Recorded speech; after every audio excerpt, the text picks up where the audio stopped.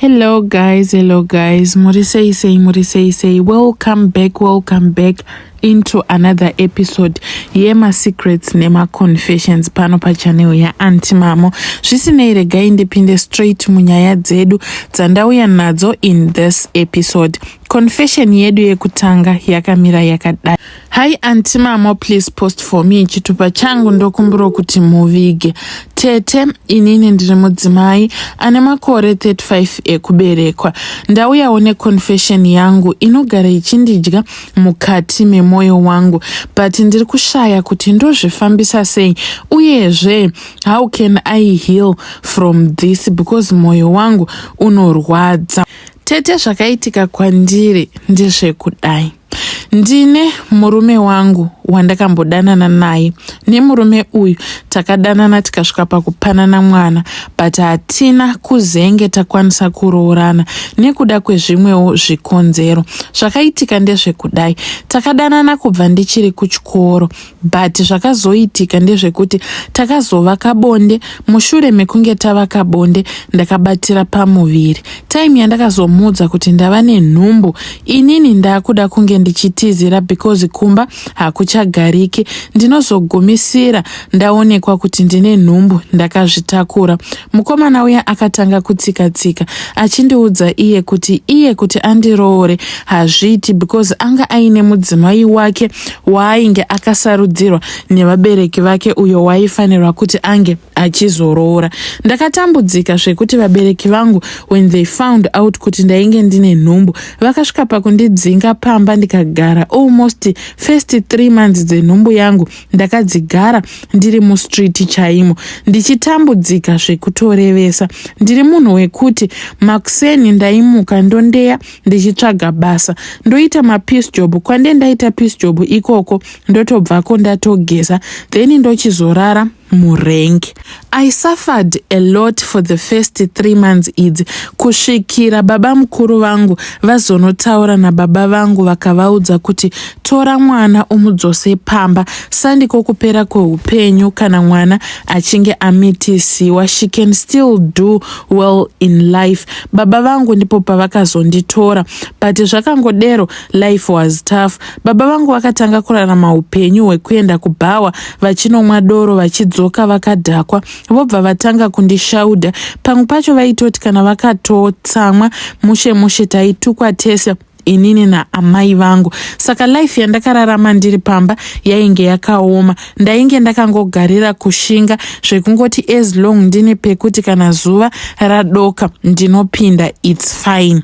Then baba vemwana takakata communication for a very long time. Then ndokuzongomutsvagawo mushure mekunge ndazvara mwana, ndichimuzivisa kuti ndainge ndabara mwana mukomana. Time yandakamuudza kuti ndainge ndabatsirwa mwana mukomana, he sounded very happy, but at the end akazongoti handi situation yangu unoiziva kuti I'm not a single man, ndakaroora ndine mudzimai, saka there is nothing I can do. Wotongomeka sure kuti iwewe you take care of our child. Ndakarwadziwa Aunty Mamo, but there was nothing that I could do. Ndakabva ndachengeta mwana wangu paakanoti 1 year. Ndakabva ndakumbira kuti mama vangu vasare nemwana wangu ndiende ndinotsvaga basa ndikwanise kushanda. Semunhuwo ainge akati dzidzei, ndakabva ndazowana basa kuma NGO, ndokubva ndatanga kushanda ikoko. Life started changing. Baby daddy paakazviziva kuti life yangu akatanga kudzoka kwandiri achindinyengerera, achindiudza kuti iye ainge achindida. Mufesi uyu ainge akangondirasisa zvake, but kutaura chokwadi chaicho inini ndainge ndichimuda zvekutodaro. Akandinyengerera Aunty Mamo zvekusvika pakutaura kuti vabereki vake vanoroya, mukadzi wekusarudzirwa haatomboite, iye marriage yake hatombozi happy zvamuchose. Akabva atanga kundionesa future achiti inini ndikadzoka tikadzokererana naye it will be easy for mwana wedu. Ende for sure ndakanyengetedzeka anti Mamoyo ndokudzokererana naye ndokubva tatanga kubanana, but iye ainge akandiudza kuti chero tikadzokererana tikatanga kudanana it is with no strings attached. Ininiwo kana ndikawana boyfriend inondida ndinokwanisa kudanana naye. So ndakadanana naye for about 2 months, but moyo wangu wainge uchirwadza. Ndaiti ndikafunga situation yandakambopinda because of iye, and after all that iye ndokubva andidampa, moyo wangu wairwadza. Mwedzi wechi3 I decided kumbudira pachena kumuudza kuti no shamwari, inini I'm just forcing things pauri, otherwise my feelings newe handisisina nekuda kwe whatever that you put me through pandakaita nhumbu. Takabva taparadzana. Saka ndakazoti taparadzana ndakagara about 5 months, then I met this other guy kubasa kwandainge ndichishanda mushure mekunge taenda kuworkshop. This guy akaratidza kuva interested neni. We started a conversation kusvikira tazoita exchange contacts. We started chatting and we started dating. Achindiendesa out for a date, achingonditira mafavors akasiyana siyana kusvikira ndazodevelopawo mafeelings paari. Takabva tatanga kudanana. Mufesi anga ane mari dzake kwete mbijana.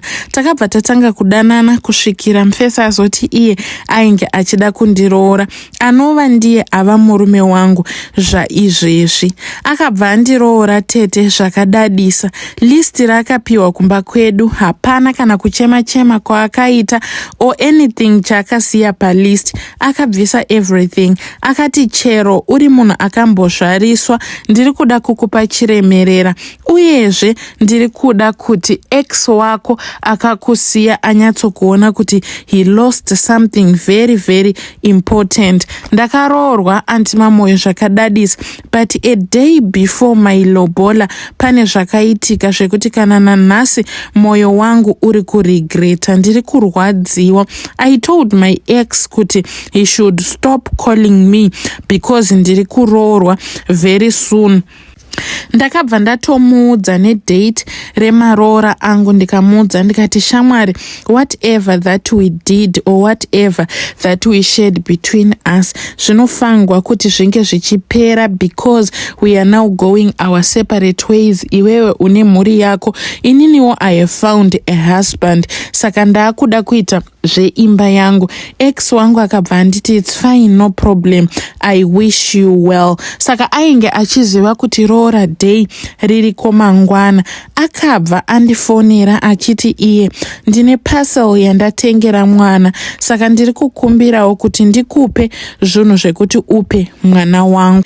Ndakabva ndati it's okay, no problem. Saka akabva ati ndichauya time dzekumanheru kana ndichinge ndachaisa ndabva kubasa. Ndakabva ndati it's okay. Apa ini semunhu ainge aine function yake muzuva ramangwana, ndainge ndiri busy kumhanya ndichigadzirira. Ndakabva ndabuda ndokubva ndaenda zvangu kusaluni kunogadzirwa musoro wangu. Saka pandakazobva kusaluni kunogadzirwa musoro nails kwanga kwatova manheru. Iye ndiye time yaakafona achindibvunza kuti uripi. Ndikatomuudza kuti ndiri kusaluni, akati ndipe madirections ndisvike ipapo. Inini handina kuziva kuti kuuya kwainge achita ange ari kuuya nemota yasekuru vake yainge akumbira. Akasvika pasaluni paya ndobva atonditi chitongopinda mota ndiende ndinokudropa off then ndozoenda kumba.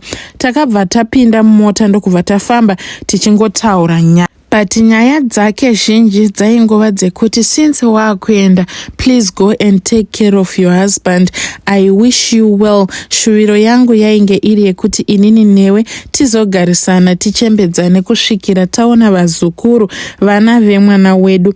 But anyway, Mwari vaita zvavafunga, there is no problem. Then akazongosvika pane imwe position yaakangosvika ndokupaka mota ipapo ndokubva amisa mota. Takatanga kutaura zvekuti conversation yedu yakagumisira yatova emotional. Tete inini I don't know. Ndakazongoti ndichidzika mumota ndichiti iko sha kana usingadi zvekudhiraivha mota yako rega ndidzike ndipedzise netsoka.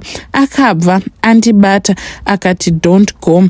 Tete akatendera ndokuya kuseri kwemota ndokubva avhara dom. Takamira paya akabva andigreba muwest ndokubva atanga kundikisa zviya zvekundikisa zviya. Takabva tatanga kukisana paya, but in my mind I don't know kuti chii chakaita kuti pfungwa dzangu dzingorelaxa. Then takisana kudero ndipo patakazogumisira tadzokera mumota. We started doing romance yedu tiri mota imomo kusvikira tazotoita bonde.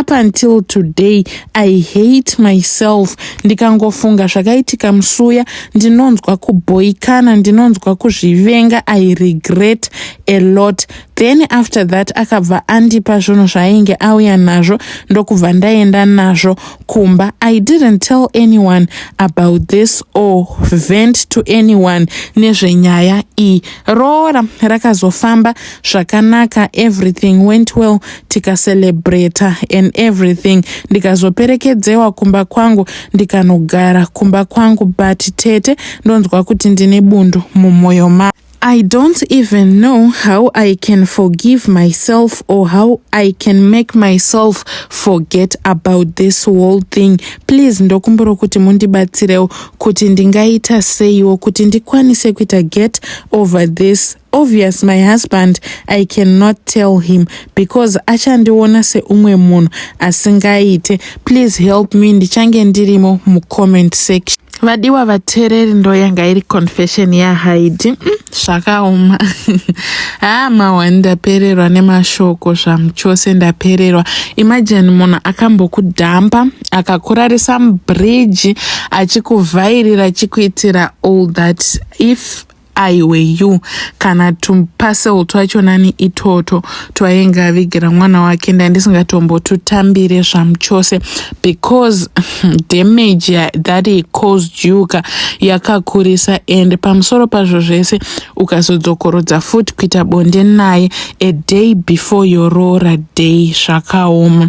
Anyway, ameno unogona kunzwawo vamwe mucomment section kuti vanoti kudini. Anyway guys, let us move over to our next confession. Hi auntie mama, please post for me chitupa changu. Ndokumbura kuti muvige vigai yenyu chitupa changu kuvigisisa Tete nekuti ndikazikanwa mawani chaiwo. Tete inini confession yangu yakamira yakadai. Tete ndiri mudzimai ane makore ekuberekwa anokwana iwo kuita 24. Ndinoshandira vamwe madha vanoita zvekubika.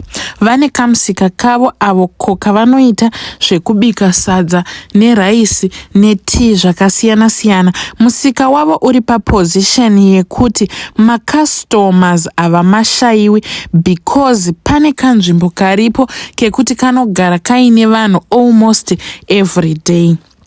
But inini Tete chinondinetsa ndechekuti mai ava the way yavanoita nayo handitomboifarire zvamuchose, and I discovered it now kuti ndiro basa ravo iroro. Madha ava zvakaitika ndezvekudai Tete. Ndakamukira one day mushure mekunge vanditi ndiuye kumba kwavo ndizotakura zvinhu zvekuti ndinge ndichinobika. Inini ndinoshanda semubiki ipapo, iwo chavo chete kungomaneja kuona kuti zvinhu zviri kufamba zvakanaka here, but anobika ndini. Saka ndakaenda kumba kwavo. Ndichisvika kumba kwavo kuya ndakawana kuti nyama yandainge ndanzi ndiuye ndizotora yainge yakaisiwa muzidishi umo mainge muine mvura Tete. Mvura yainge iri muzidishi imomo mainge makakandiwa mabhurugwa avo airatidza kuti ainge asina kana kutombowachwa kana zvamuchose. Muhuku imomo maiva nemabhurugwa. Ndakazoti ndichitarisa mune chimwe chidhamu icho chandakaunzwa kunzi chidhamu ichi ndicho chidhamu chemvura yetii uyezve nemvura yevanhu yekunwa kana vachinge vapedza kudya sadza. Ndakanowana kuti muchidhamu chiya mainge muine mabhurugwa futizve zvekare. Madha vaya vakabva vazondiudza secret yavo vakati makuseni oga kana uchimuka uchibva kumba kwako unofanirwa kumuka unobva wogeza sikarudzi yako. Mvura yaunenge wageza sikarudzi yako iya woisa mukagubhu kadiki. Unofanirwa kutora mvura iyoyo inenge iri mukagubhu kadiki uchiitsvatika mumvura dzese dzinenge dziri pabasa dzekubika, dzekunwa nedzekusukisa. Hazvinei kuti madeko acho wakarara nemurume here kana kuti hauna. Chako chete unofanirwa kuuya nekagubhu kemvura yawageza kuzasi wouya wodira imomo. To be honest with you, anti inini handina kukwanisa kuzviita nekuti ndakaona kuti zvinhu izvi zvainge zviri evil. Inini pachezvangu ndakabva ndatanga kuramba chikafu chandainge ndichibika kuchidya. Ndinotochengetedza dhola rekuti ndinge ndichinotenga chikafu somewhere chekuti ndidye. Ndinorarama nemabhanzi nekoko inini palunch, andidye chikafu chandobika. And I always wondered kuti why ivo vasingadyi chikafu chepabasa pedu, vaiti handingadyi chikafu chandinotengesa. Nyamba vainge vachiziva kuti inhau yekuti vanoisa mabhurugwa uyezve nemvura yakageza kuzasi kwavo. Naitete inhamo zvayo, but mwoyo wangu ndanga ndichishuvira kuti dai ndasiya basa iri ndabvapo, because I cannot continue working for someone ari evil like this. Please let me know kana muchinge maposta kuti ndodii. Yo, vadiwa vatereri, ndo yanga iri confession ya Heidi. Zvisinei, tell us what you think in the comment section. Ngatisanganei zvekare mune zvimwe zvirongwa zvinotevera. Please don't forget to comment, like nekusubscribe.